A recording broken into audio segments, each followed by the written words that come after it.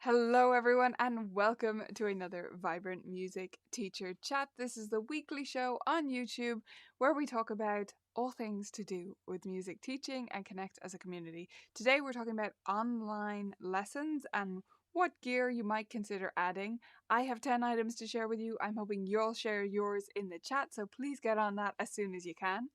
And at the end of today's show, we will be answering questions about anything, so feel free to add those in as they come up for you. Just type the word question at the start. And before you even get your questions in, I want you to choose what I should look like for our question time. Meaning, should I look like this? These are the choices for today. It's snowy in Ontario, apparently, so this is very appropriate. We've got snow globe. Type snow globe if you want this one. Or snow person. Would you like a snow person or a snow globe? One more time. Here's the snow person. This is what I look like. Oh, I like how white my teeth are there. And this is the snow globe. Which one would you like today? Let me know. And we will pick that one. I'm going to stay on the snow globe for now. Both. Lee, we can switch back and forth a little bit, but you need to let me know which one you want for the majority of our question time. Again, if you have questions throughout today, you can type the word question followed by your question, and I will try to get back to all of those at the end, assuming the identity of either a snow globe or a snow person today. So let me see. Snow person is winning. Snow person is winning. Oh, Carrie. I'm glad I could make that happen. One of my favorite things is to be the person like just laughing out loud or doing something slightly absurd and just think about, yeah, that person kind of looked around like, what was that lady doing? But you also just brightened their day so much, like you shook them out of their funk. So I love it. Okay, we're going with the snow person. That's what we're coming back to at the end. But before we get there, we need to do our warm up. So let's get into it. Right, we're going to start by centering ourselves together. Let's reach our right hand up to the sky. I know I'm the opposite way around, but right hand up to the sky and left hand up to the sky. Bring your hands together up over your head. Do it. If you haven't joined in with me yet, do it now. Bring your hands together, bring them back down to your heart. And close your eyes and breathe in for 4 counts and out for 4 counts. Here we go. In 1, 2, 3, 4. Out 1, 2, 3, 4. And today let's just do a little shake. Let's shake that out. Okay, we're ready to go. We're going to do our rhythm warm-ups and our oral warm-ups, starting with Rhythm Railroad. Currently, we are on stamper number 12 because I've been keeping track in my tracking chart. And this is... Oh, sorry, we're on stamper 11. I've gone ahead one. It was supposed to be 11. Wouldn't want you to miss one. This one's particularly hard, so I definitely wouldn't want you to miss it. Okay, so we're going to practice it first together slowly. Today I'll do counting for the first one. Why not? So it goes 1, 2, try it with me. 3, foot. 1, 2, 3. 1, 2, 3. 1 and 2, 3 and 1, 2, 3. 1 and 2, 3 and 1, 2, 3. 1 and 2 and 3 and. Now I know I'm not quite in time. I'm kind of doing that the way we would do it in my class, in my lessons, which is I often let a student do it and they like need to come up with the counting and they're doing the action, so it's not quite on time. We're just practicing like what is the sequence and how would that relate to counting, and then we try it with the track. Okay? So let's try it all together. We're going to go straight for the plane, excuse me. What if there was a train? What would that be? We're going to go straight for the plane, which means the track is going to be quite quick. Medium quick is actually 80, so it's not crazy fast, but it does feel fast when you're doing some of these actions. And there will be 2 bars, 2 measures of count in. So it'll go 1, 2, 3, 1, 2, 3, and then it'll start. Are you ready? You're going to do it with me? You promise? You're not just watching me? Even you, Carrie, in that waiting room? at least two small versions of the actions. Okay, here we go. Ready.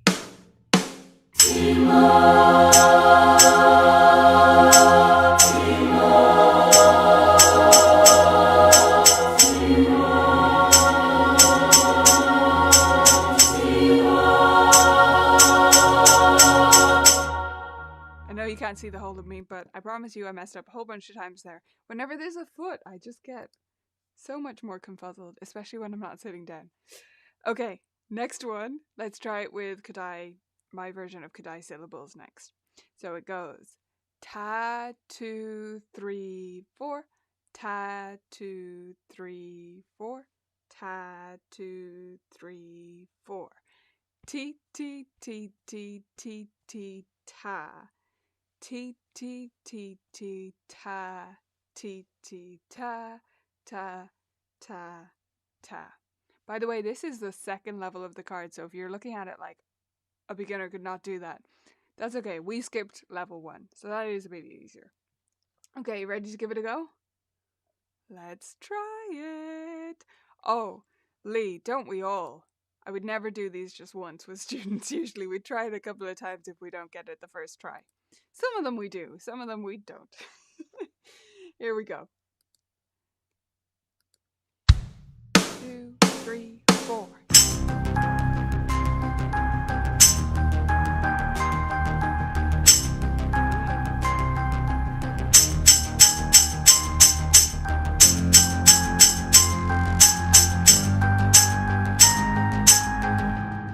Told you I'm not nearly as bad at them when there's no foot. I don't know if it's the same for any of you.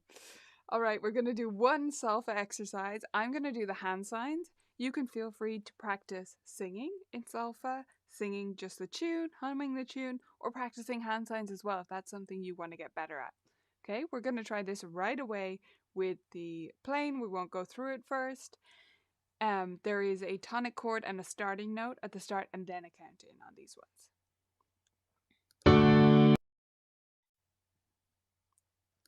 Let's try that again.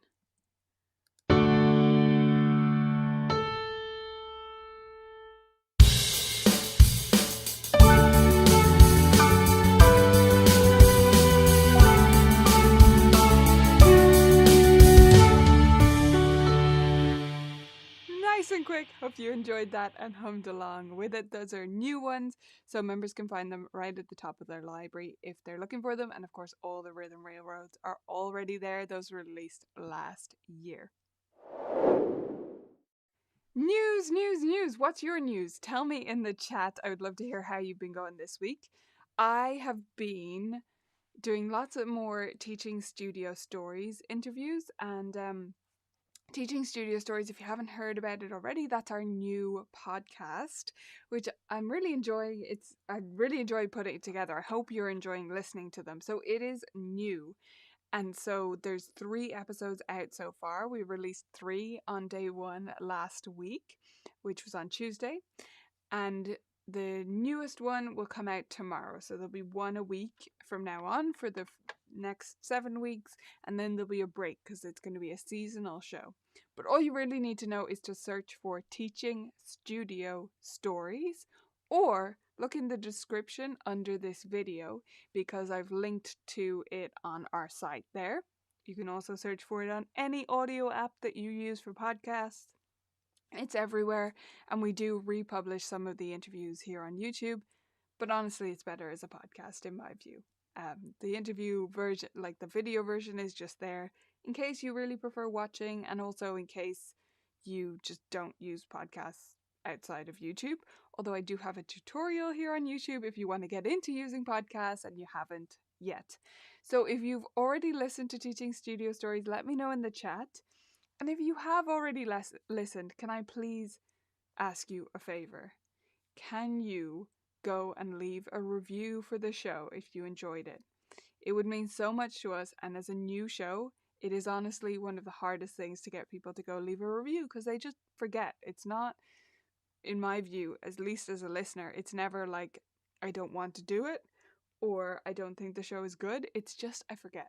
So if you could just do it right away when you finish watching the show today, that would be awesome and makes such a difference for us reaching more teachers who need to hear these stories, because they're stories of real teachers in their studios, just how they normally teach. And it's about sharing that we're all more similar than we are different, and that everyone goes through the same struggles. I talked to a very new teacher this morning for the show, and I've talked to really experienced veteran teachers, and everyone has their doubts, everyone has journeys that they go through. So that's what it's all about, which is why it needs to reach more people. Speaking of the new podcast, I was very thankful that Joy Moran, who's from colorinmypiano.com, thank you for asking that, Carrie. I mean on the podcast. So if you say you listen in Apple Podcast, go into the Apple Podcast app and leave a review there. If you listen on Stitcher, go leave a review there. I don't care where it is. Just leave a review wherever you listen to podcasts. That would be awesome. So yeah, Joy Moran from Color in My Piano, she mentioned our new show. She released a blog post which was new, like top podcast to listen to for piano teachers or music teachers, can't remember which she said, but it was like the day after our show first launched and she included us, and that was so lovely. So that was, our show is in there, and so is Amy Chaplin's new show. So if you haven't listened to Amy's yet, you could go check that one out too at the same time, do a little podcast session. That is Piano Pantry, is Amy Chaplin's brand. So her podcast has the same name. And you could check out Joy's site, colorinmypiano.com, for more recommendations. She, I think, has 2 lists now. I think this was her second one, so lots to explore there. The other thing I've been doing a lot this week is a teacher turbo boost. And again, the link is in the description below, but if you want to go directly there, it's teacherturboboost.com, or there's a direct link on our site in the description as well. And that is our event that is coming up in April. We're doing another 5-day online conference with a difference. It is so fun. It's so interactive and community focused. So if you attended last year, you know how special it was. And if you didn't, you have to get in on it this year. It's so much fun. So we have some amazing guest speakers coming, and I hope you will all come too. If you are a member of Vibrant Music Teaching, you can get a discount. And if you're not a member, you can go to vibrantmusicteaching.com to sign up, and you will get a $20 discount on the event. And membership is $25 a month. So you're only paying $5 for your first month of membership if you want to come to the event anyway. So that's been my week, is a lot of coordinating with our guest speakers and recording lots of Teaching Studio Stories episodes. And we released some fantastic things on the podcast, the Vibrant Music Teaching podcast, about mentorship and expanding your studio. And here on YouTube, I released a short video called The Best Way to Get Better at Anything, which is a bit tongue-in-cheek of me, but take a watch, see if you think it's true. See if you think your students would get better and you would get better if you do that one thing. And let me know what you think in the comments on that video. Last bit of news, next week on the show, we have a guest. We haven't had a guest in a while. Penelope Roskell is going to be coming on the show and talking about fluent and free piano technique, playing with freedom, something that's completely a departure from today's show in a way, but so important. I'm sure you'll all agree, and I hope you'll mark it in your calendar now so that you come join me and Penelope next week. All right, with that being said, let's get into our main topic of the day. If you have a question throughout this session, this part of the show, or for any part of the show, what am I talking about? For any time, you just type the word question followed by your question, and it can be about anything at all, and I will appear as a snow person at the end and answer all those questions. Okay, let's get into our main topic of today. If you've been doing a bit of online teaching, you might be starting to think about some investments you might make in different technology or apps or tools. Now, it's really hard to know as a teacher, someone who's not generally focused on technology or gadgets or things like that, which things are actually going to be beneficial, which things are really going to be worth it, and which things are just a waste of your money, your hard earned money, and which things are just distractions. Like they seem fun, and maybe they will be fun, but only for a few days, and then you'll get over it and it won't be worth it at all. So I want to give you 10 different things that I think are great investments for teachers when it comes to online teaching.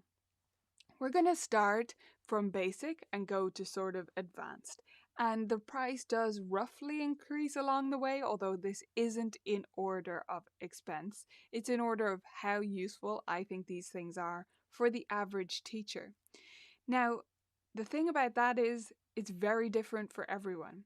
You may have different circumstances than me. You may have different priorities, different things that are frustrating you in your teaching. So keep that in mind as you go through and make sure to add your own suggestions into the comments because I'd love to hear what was important for you to add. What do you think has given you the most value? And if I suggest something and you got it and thought it was useless for your situation, let me know that too so we can open up this discussion. So, number one, again, going in order of cheaper and lower investment items in time and money, all the way up to you probably don't need this stuff. Number one is lamps from around your house. So, it's free. If you haven't already set up your lighting for your studio area, this is the first thing I'd recommend you do. Getting the right lighting is way more important than getting a fancy camera. You can do a lot with a phone or a webcam if you have the right lighting. And you can start with just regular lamps. So lamps are not the ideal lighting for cameras because they give off a yellow light, and typically for cameras you're going to want to use a white light, which nobody has in their house. It's a weird thing to own. But to just get you started and to start to improve the lighting, lamps will make so much of a difference. So just gather a few from around their house and don't be afraid to experiment with where they go. Typically, they're going to be best just behind the camera. So for example, right now, I'm not using regular lamps, I'm using photography lights, which I will show you later. But I have one right there, so up that direction, and then I have one right behind my camera as well.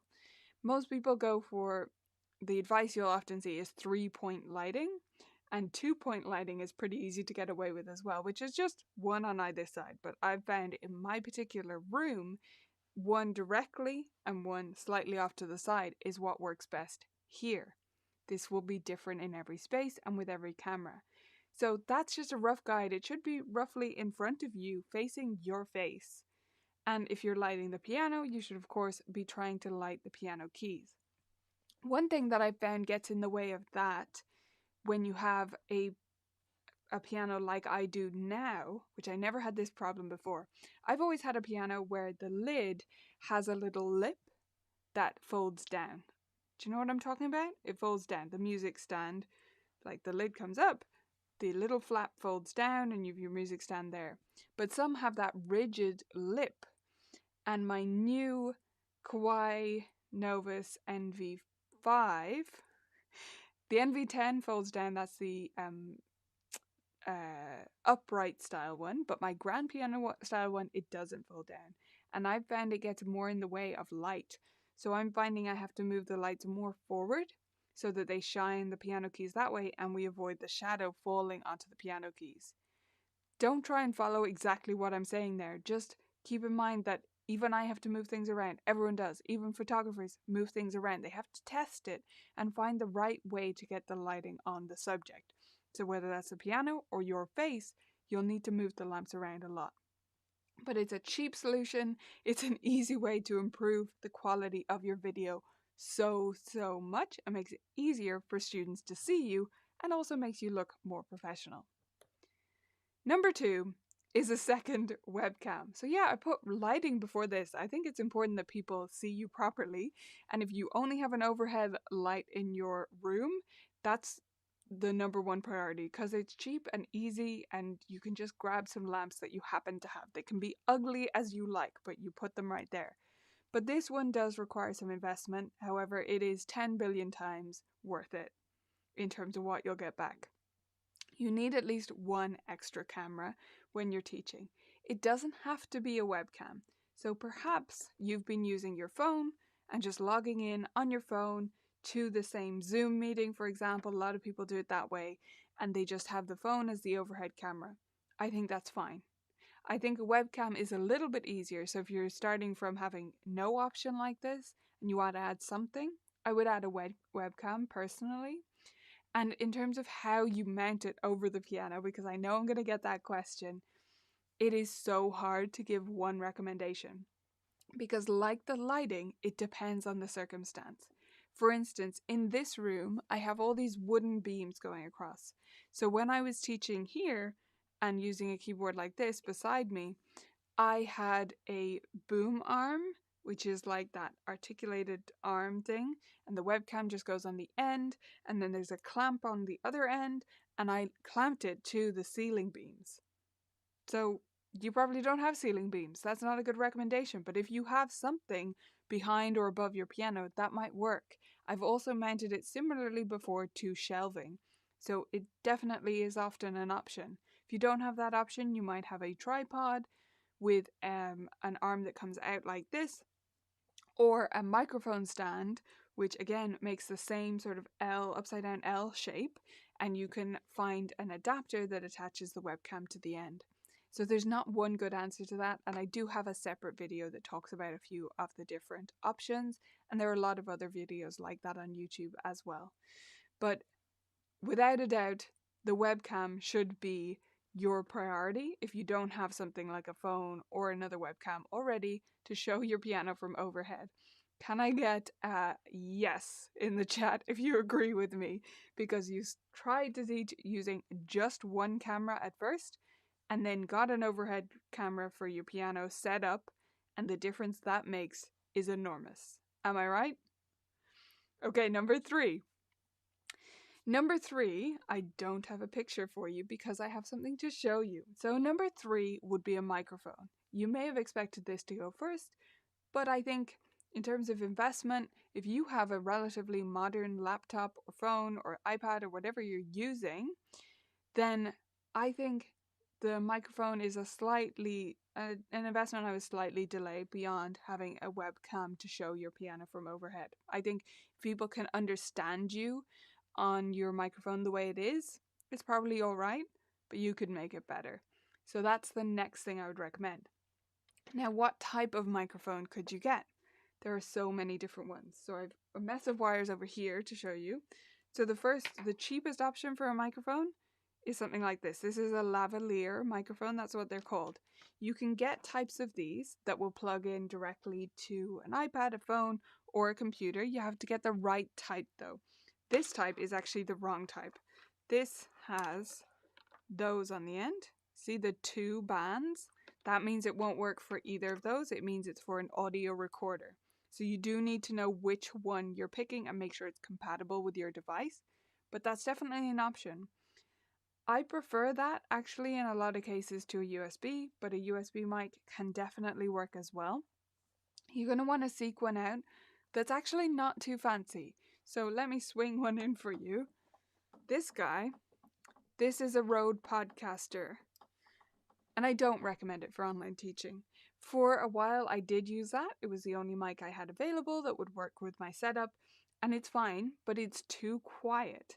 The thing about USB mics is their preamp is often not very powerful when you're plugging them directly into the computer, and so it's very quiet for your student. You have to boost it up as much as you can, and some students with cheapo speakers on their end might still find it too soft. Although the audio quality is better, they might not be able to hear you, and you might have to switch back to the inbuilt mic on your device. Does that make sense?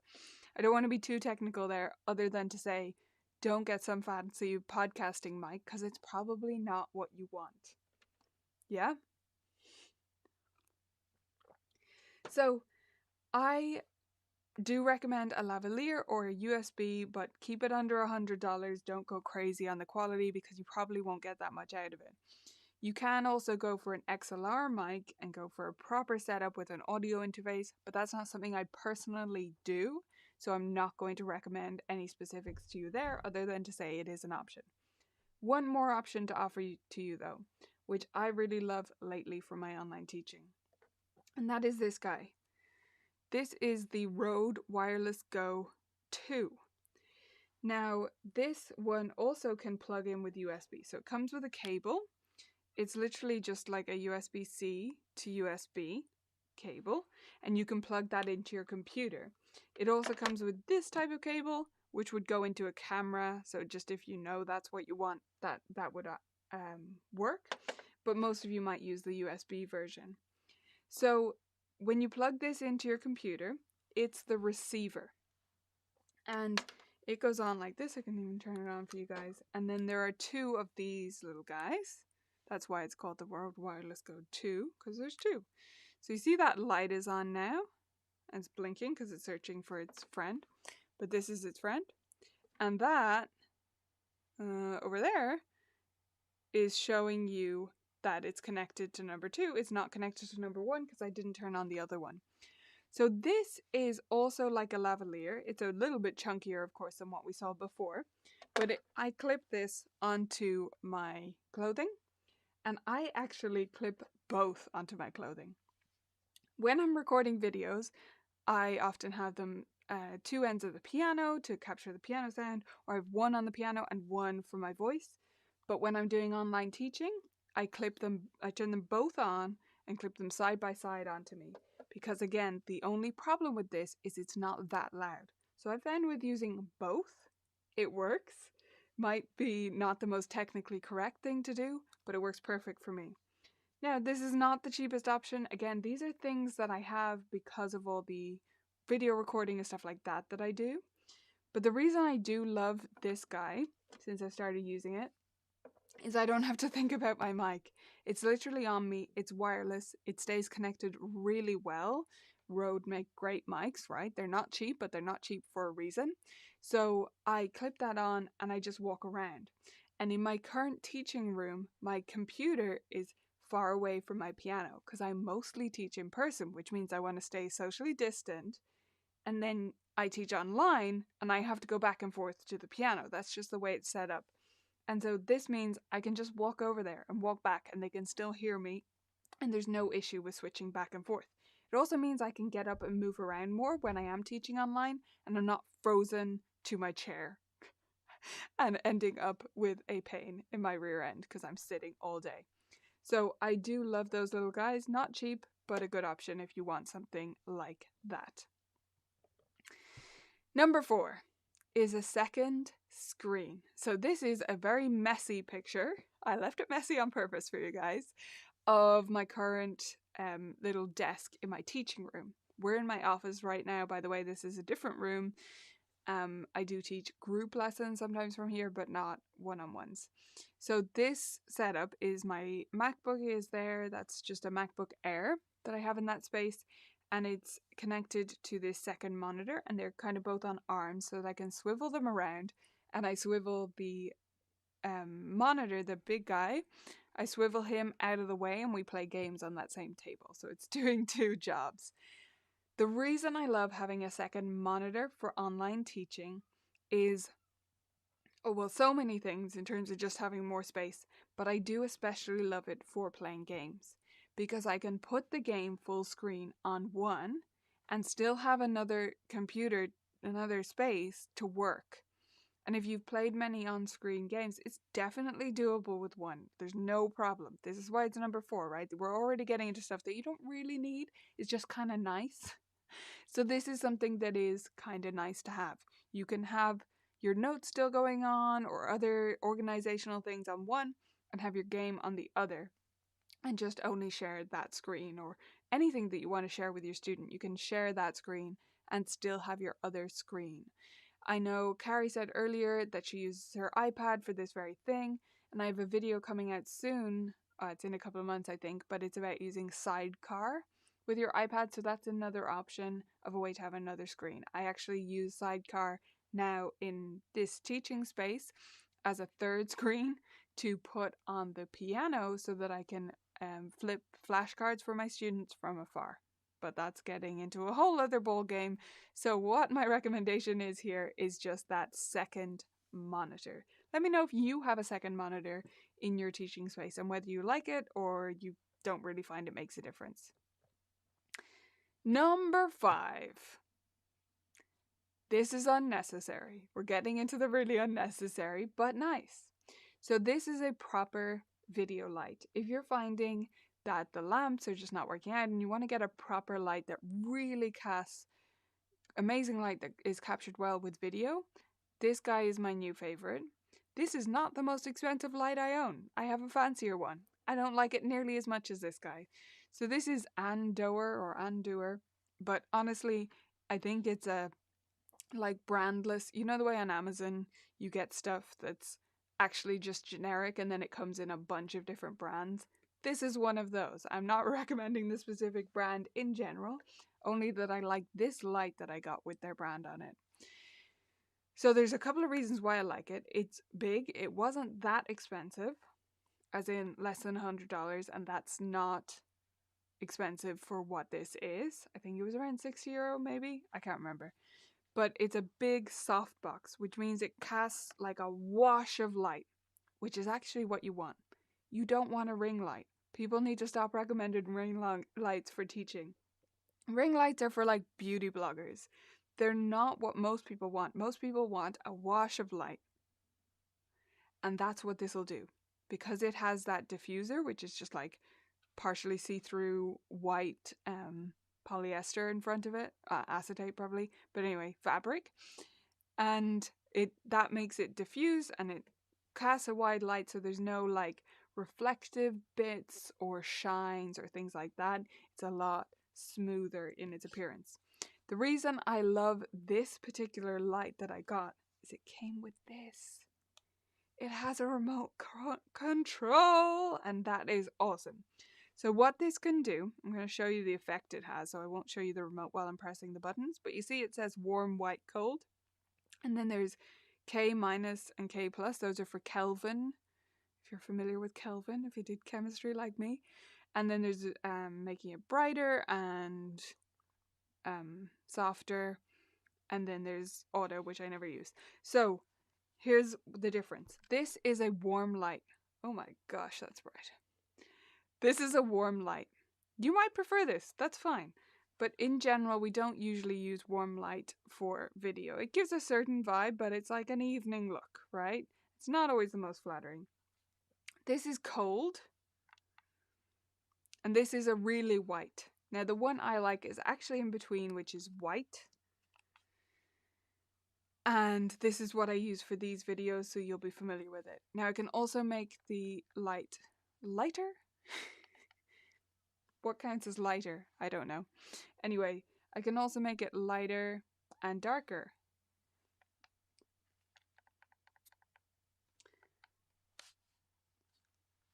So that's how that works. And I love it. I just love this light. I think it's awesome.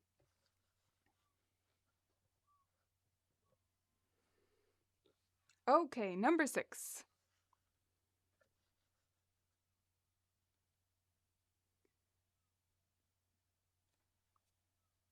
Oh yes, number 6. I have to switch things around for you to show you this. So let me just get rid of him. Get rid of my snow person. Okay, so this is Ecamm Live. And now we're getting into the really unnecessary territory. And I'm going to switch it to this one just to show you what we're seeing here. So this is actually our preview of what we're seeing. Oh yeah! These are all my different scenes. So this is what I use to run this show. And if I change, say, to there, or any of the different ones. These are different scenes. like that. And I can also use it to show my screen. So let's go back to number 6, which is where we were. I'm going to change it to the screen. So I can do it using scenes up there. I can also just change it up here. So I'll show you that. That is showing my screen now instead. So you're kind of seeing the screen within the screen. But this is my secondary display. And that's the primary. So that's where Ecamm is. So there you've got the screen of the tunnel. That's what we call that. And I can have a little version of me there, and I can get rid of it. So this is Ecamm Live, and this is what I use for live broadcasting. So we're getting into the really unnecessary thing here, the really unnecessary level. But since I do already have this, I use it for my teaching as well. Now, other teachers do use things like OBS or Manycam to do similar things, but I already have live streaming software, right? And because I already have this, I use it for teaching, and I do love it for teaching. Some of the things I love about this, I'll just switch back to here. In fact, let's get rid of the live demo. So that's just a view of what we're looking at there. Just show you, that's the comments. You would never use that. The thing you would use as a teacher is this here, which is the overlays and stuff. So like I have my animal tokens in here. These are for games. I just move them around, and I can also put them on my face. I have different things for practice prompts, bat bars, beaky rhythms, things like that that go over my video, and the kids get a kick out of them. Like, that's not necessary. It's just a bit of fun, but I love using it. I also have gritty critters here, some yetis just to decorate the screen. So there's a lot of different things in there. And then there's scenes, so I can set up with lots of different cameras together, with overlays, with different things like that. I can also do things like this. I'll actually show you that in full screen in a second, but that is my confetti, and that I use for concerts and stuff, and I can build in sound effects and stuff, and I do all my online concerts through Ecamm Live as well. So you may want to consider it for that reason. But again, we are getting into unnecessary territory with this, right? We're only at number 6 and we're already getting, okay, this is pretty extreme. But I thought you would like to hear what it is that I actually use in my teaching. And I use this. I use this all the time when I'm teaching online lessons. I never really do them just with Zoom. I use this as well. So the way it works, if you are curious, is that I can use this as a virtual camera, which means that Zoom treats this, the screen, what you're seeing right now, Zoom treats that as a camera and pulls it in as my camera, and I appear that way. Does that make sense? So whatever I put here, it will appear in Zoom. It's just another camera source to Zoom, and I love using it that way. I also love it for my online concerts. Number 7, though, might be more relevant to you, and that is a third camera. I'm getting you to add another one. If you've gotten this far and you've already made all these investments, how about a third camera? I don't have 3 cameras right now. I have 2 in my teaching space, but I did have 3 for a while. So I've now donated 1 to another teacher in the studio. Things shuffled around. We needed to use it there. It's way more necessary to have 2. So of course I was going to give them the overhead piano view for where they were teaching.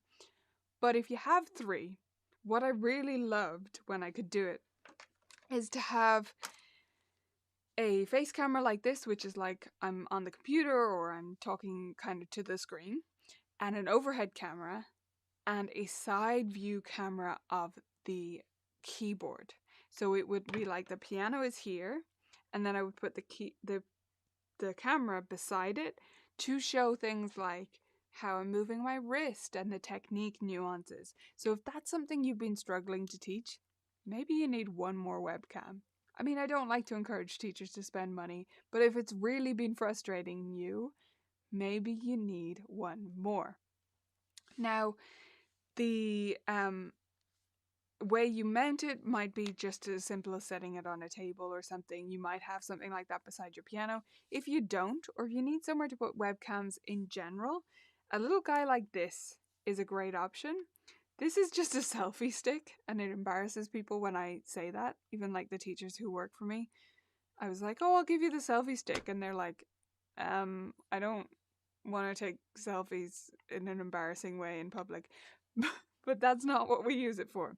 It's because it's actually a mini tripod and it's really handy. I use it for the teachers when they're traveling and they need to record stuff. So it just swivels like that, and then this is pretty steady. And then it has a phone attachment there, but you can just take that off and you could put a webcam directly on it. By the way, something I didn't say earlier about the webcam I have on screen here as our example is a Logitech C920. And people often ask about specific webcams.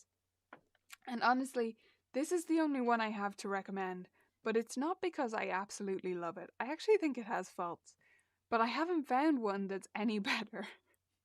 So that's why I'm recommending it. It's still the best one that I've found. I think webcam manufacturers could do better than this, honestly. I know nothing about it. Obviously, I'm not qualified to say that, but I feel like they could do better in terms of the quality. But it does work well, and it's not got craziness. The cheaper ones, honestly, they can do some pretty weird stuff. Like they'll be kind of fish-eyed, which means at the side it gets kind of expanded or like weird. Or there's ones like another one I have, which is also Logitech. It's a Logitech Stream Cam. And that one, the quality is probably about the same as this. It's supposed to be better, but it's about the same. But the thing that's really annoying to me about that is it doesn't have a camera thread on the bottom. Like it's just the thing. So it doesn't have that little thing where you would screw it, which means you can't easily, just show you the thread I'm talking about. That little guy doesn't have the acceptor for that, the female version, which is like, why? Why would you leave that off? It just seems like such a weird way to save space or money or whatever they were doing. So that's my next recommendation, is a third webcam, which might seem like overkill, but if you're going to teach online a lot or you're moving to this way permanently, maybe this is something you want to do. Question there from Angie about Ecamm. Yes, it is an Apple-only software. The main Windows equivalent would be OBS. That actually works on both. I've heard it's a little bit clunkier, but it definitely does a lot of the same things. So that's OBS, literally the letters. Okay, number 8. Getting into high digits. Number 8 is Tanara. So this is not the biggest investment. I told you they weren't in order exactly of money, but this is something that I don't think it's that necessary for online teaching.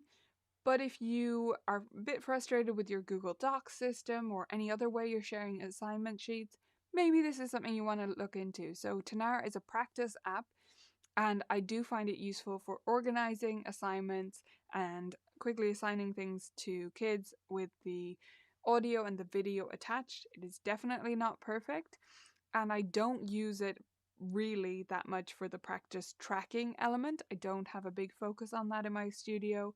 For me, it's about organizing the assignments and having everything easily accessible to students. So if that's something you're interested in, look into a Tanara or another practice app, depending on the way you want it to be formatted. A lot of this is about the way you want it to appear to students, as well as the way you want it to be organized on your side. And so you really need to look into them in detail and definitely try the trials of them to see which one might work for you if you want to get into using an app like this. Number 9 is totally ridiculous. Sorry, I keep calling everything ridiculous. If you're interested in investing in these, I think more power to you. But if you're just teaching a few lessons a week, this is totally overkill. Oh, I thought I would be able to pick it up and show you. I don't think I can. No, that's too risky. I can't reach it without unplugging it, so I'm not going to show you my physical one. But this is what it looks like on the screen there. It's called a Stream Deck. I'll just make that a bit bigger for you guys. So this is a little guy. There, we'll put it over my face. This is a little guy. It's only about this size. So I want to show it to you because you might picture something much bigger. But it's got buttons on it. And this is mostly if you get really into using Ecamm and you want to have a quick way to switch between your scenes and stuff. This is how I'm doing all the switching on this live stream right now. When I move from number 9 to number 10 or whatever, I am using different buttons on this. So you program your own buttons into it. You can make it do a whole heap of things. Not absolutely anything on your computer, but a whole heap of stuff. And especially it has a lot of functionality within Ecamm or OBS and apps like that where you can easily switch between things. So it does save time in terms of like, oh, where was that button again? Or what was that keyboard shortcut? It's much easier because it's the buttons, you can set what they look like as well. So you can easily make them identifiable and you can just switch between them. Speaking of which, let me press the next button for number 10. So last recommendation, and this is really overkill for most teachers who are not teaching all online lessons with big studios of students, and that is a proper camera. So that's what we're using right now. And of course I use this when I'm teaching in this space because it's already here, but it is not necessary for teachers. I think webcams are absolutely fine for teaching purposes. If you do want to look a bit more professional, a bit more spiffy, then a camera is an option, and it would be something like a mirrorless camera. So this is a Sony no, it's not. It's a Sony ZVE10 or ZVE10, which is easier to say, but it's the wrong accent for me. Anyway, the other one that I've had a lot longer is an A6400, and both are totally fine. So if you get a deal on the older model, I would get that. And then this is an interchangeable lens camera, so you can change the lenses on it. It's on the fancier side. But if you're someone who's like into photography anyway, maybe you get this and it does double duty as your camera for teaching. If that is kind of the realm you're in where you're like, oh, I want to invest in a camera anyway because I love photographing birds or something, make sure it will also work like this, meaning it's able to work over USB streaming, because that's what you want it to be able to do, to act as a webcam. Not all cameras can do that, but a lot of the modern ones can. Nicole, that is using Ecamm Live. That's the program I showed earlier for number 6. Yes, number 6. So Ecamm Live is the software. And again, most teachers don't need it, but I do use it in my teaching because I use it anyway for streaming. So if you're curious about that kind of tech side of things, or you want to record really great videos, it can also be used for recording. So I'll show it to you all again. This is what it looks like. And this is a preview. By the way, most people would probably make this way bigger. I like it to have it as a little corner thing. But you can change all these windows. You can move them around. You can change all the settings. And you can do wacky stuff as well. So this is great for recording videos as well. I do use it for that too. And you can have different camera views and like combined cameras and that kind of thing. And you can put videos into it as well that automatically play, like we'll have in a second with the book club intro. You can have sound effects, so it's great for playing different things. You can have, the sound effects can also just be like full songs, so that's kind of cool. But you would need to loop that audio into Zoom if you're using Zoom for something like that. So that would be if you're recording things, I'd say it's handy for that then. And yeah, that's about all about that. You can obviously set the different sound levels and stuff there, but again, that won't feed through into Zoom. So if you're using the two together, the audio is kind of separate. It will only feed through the video into Zoom.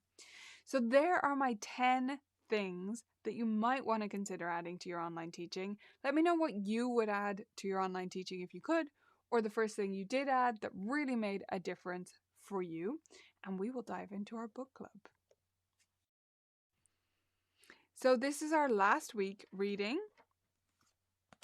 The Happiest Piano Teacher in Town. So our reading was very short this week. I got mine done very quickly before the show. It didn't start off on a good foot because for those that came last week, we were talking about basically letting students go because they're not practicing and how I disagreed with Doreen on that. And she does start the chapter that we were starting with another bit about that, like when it's time to say goodbye. And she describes her policy of giving them basically 2-week notice on practicing, meaning they have 2 weeks to get themselves together if they're not practicing. And then the final week, she'll basically let them go. And she said, I don't know if I'm going to be able to find it. Maybe I will. So I'd folded the corner. I know some people hate that. She said, although students usually do not return to lessons, there are no hard feelings and everyone comes away feeling fine. And I just thought, how do you know? I'm sorry, how do you know that? How do you know that those students didn't come away feeling like piano was not for me, music was not for me, I'm not musical? I know it's because of the practice. I know that. Doreen knows that. But do the students really? Did they come away feeling pretty okay about music? I don't know. I just felt like 2 weeks was such a harsh window. But that's the very start of it, and then it went great from there. So most of this book I have agreed with Doreen. There's just been a few things where I pick it out and I'm like, what? No! But anyway, from there, she talks about sticking to your policies and not accepting late payments and all that kind of thing. And then she goes into a lot of great, simple, practical self-care tips, which is so important for teachers to look after themselves, honestly. I think that's a super valuable part of this book. So if you've been reading along, let me know what you thought of the book. That was just the last little bits today. And we need to pick our book for next time. So I have a few suggestions here. This is my collection that I put together. I'll tell you what each of them are. So the top one there is Teaching Music to Students with Special Needs. This was recommended by a member as something that she wanted to read. So Teaching Music to Students with Special Needs. And then also from that member is Teaching Piano to Students with Special Needs. Different books, but both, you know, great topics, different perspectives. Teaching music to students with special needs, from my perspective, seemed a bit classroom based, but also maybe more like practical lesson layouts and stuff. Whereas teaching piano to students with special needs seemed more general and more story based. So that gives you a sense of there. Votes welcome in the comments once I've gone through all of them, or if you already know what they all are. Questions and Answers by Frances Clark. Somehow I still have not read, so I just put it up here because if you're in the same boat, maybe we should read that one. I feel like everyone has but me. Sometime I'll get around to it. Then there's Creative Piano Teaching, which has several authors, so I'm not going to name them all, but is more of a general guide. I don't think it's really specifically creative in the sense of improvisation or that kind of thing. It's more about how to teach piano, but obviously with a creative approach. And then the piano, so that's a totally out of left field option. That is 100 different pieces going from roughly Bach's time forward and just discussing them in terms of their impact on piano. Obviously that it wasn't even a piano, but she's going from harpsichord all the way through. It's a historical one. It's not teaching based, but if we want to go a different direction, I thought I'd put that out there because it just looked interesting. None of these are ones I've read. I have no idea what they're really like. I'm just giving you options. And then the success factor in piano teaching, making practice perfect, which is more general teaching stuff rather than just practice. So any of those stand out to anyone? What do we want to read next? Lee, honestly, I was pretty shocked too. I was, yeah. Yes, exercise totally necessary and all the self-care stuff so important. But yeah, the 2 weeks notice. I was talking to my husband about last week and how I hoped I wasn't too ranty about the issue we were talking about last week. And I said, so I'm about to do my reading, my final reading of this book now. And I started reading it and I just turned around and I was like, oh no, the first sentences are like exactly the same thing. But then it moved on, so it was fine. But there was a moment where I was like, really? Is the remainder of the book going to be the same thing? But it totally wasn't. So yeah, let me know which one of these you want to do. We need to pick. We need to pick right now so that we can all order the book and get started. So let me know. And I'm going to take them off the screen so that I can become a snow person again and we can do our Ask Me Anything session. So keep your questions coming in and I'll get to all of them.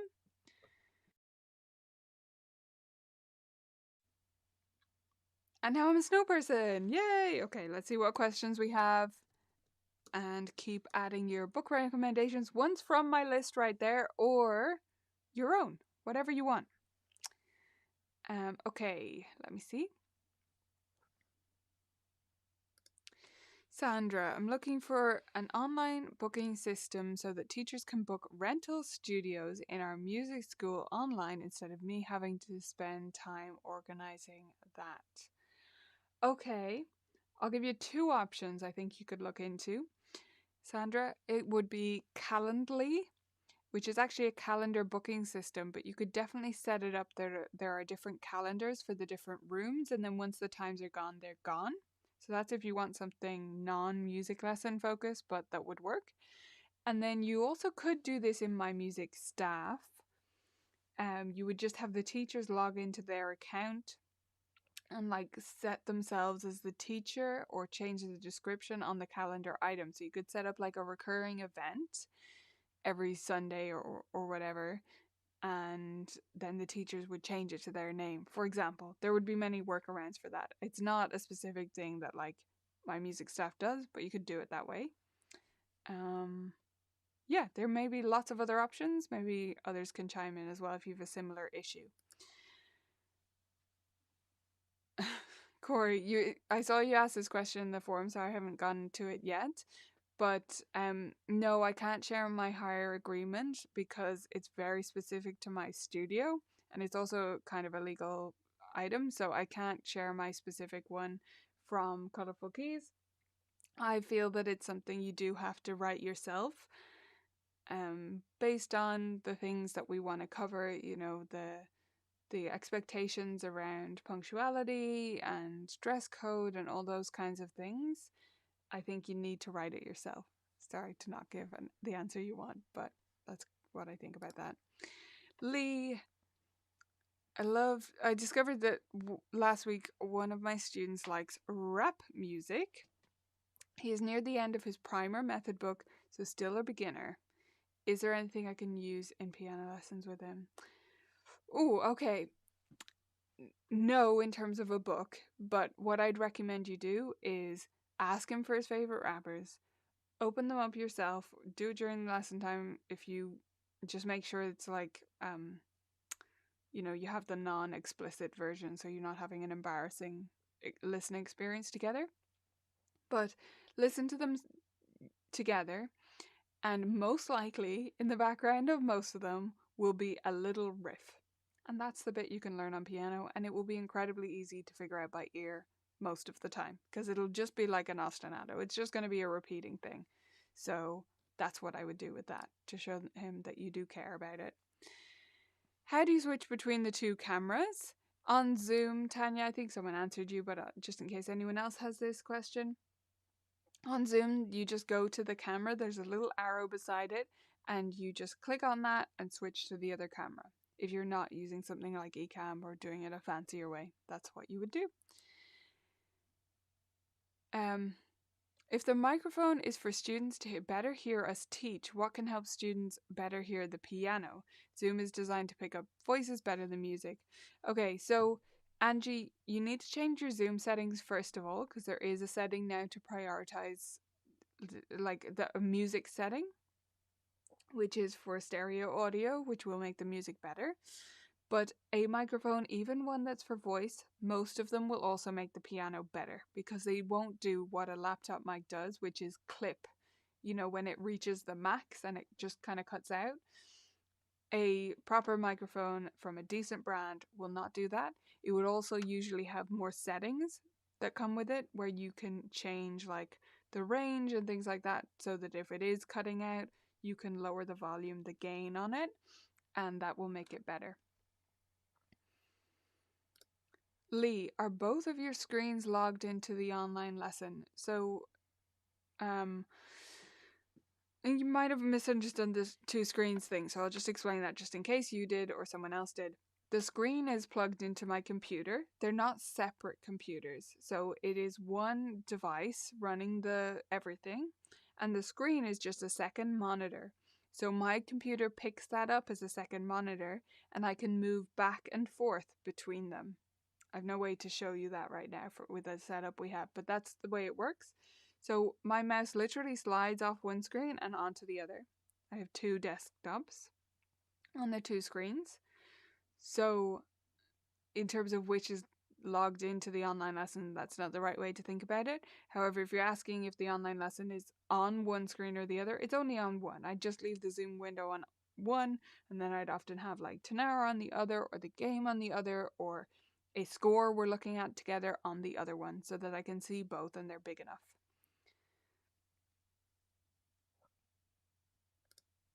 Lee is voting for questions and answers. Let me know what you're voting for. Ashmitha said the same thing. Let me know. Let me see what's in the chat. Oh, good. So glad to hear that, Lee. Glad that made sense. Oh, okay, nice. Yeah, that's really handy if they're Christian rappers and they're not going to be effing and blinding, as we say here in Ireland, all over the place. Oh yes, there is a shortcut as well. Great tip, Karen. Thank you for that. As I said, I use Ecamm all the time now, so I don't generally switch the cameras on Zoom. Okay, so we have a vote, 2 votes for teaching piano to students with special needs. And 3. And 4. It looks like this is the winner. Okay, well, I don't know the book, but I think it'll do that. Okay, we had a couple of votes for the Francis Clark, but most of them are for teaching piano to students with special needs, which is, I can't bring that fully onto screen, but it's that one. The one that's green and cream there. Oh, there we go. That guy. Kind of zooming in on it. You get the idea. I don't have an individual image of that, but that is the one. So that's what we'll go with. So that was Mary Ann Frolich, teaching piano to students with special needs. We will start on that one, and I'm going to come back into my real face just for a second before we say goodbye. Hope you enjoyed my snow person today. Let me know if you hate all my silliness with the snap cam, but I just think it's a fun way to do the Q&A and switch things up at the end. So I'll be picking 2 more for next week. And if in the meantime you all tell me you hate it, I will give in to you. Maybe. No, I will. Okay, thank you all so much for joining me. It's been a blast as ever. And I hope you got some ideas today for your online teaching. Let me know if you've any more questions about online lessons or anything else in the chat, and I will talk to you all soon. Bye for now.